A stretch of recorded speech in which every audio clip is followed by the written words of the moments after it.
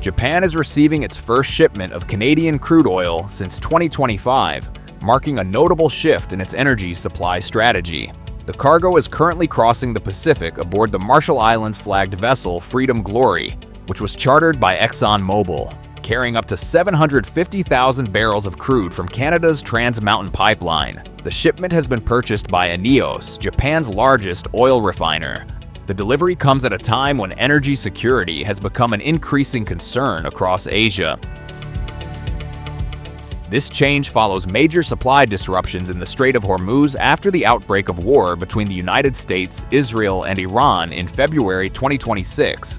Before the conflict, more than 90% of Japan's oil imports passed through the strategic waterway.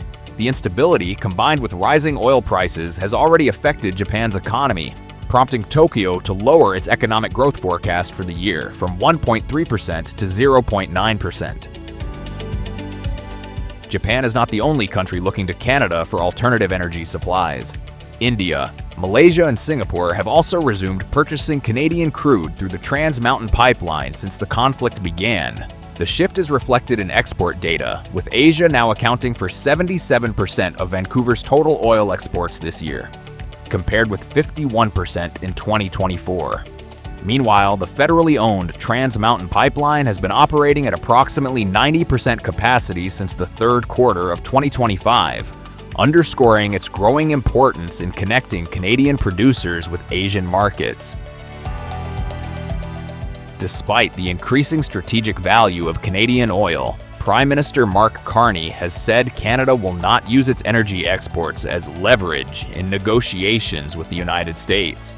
His comments come even after the Trump administration imposed new tariffs on Canadian goods.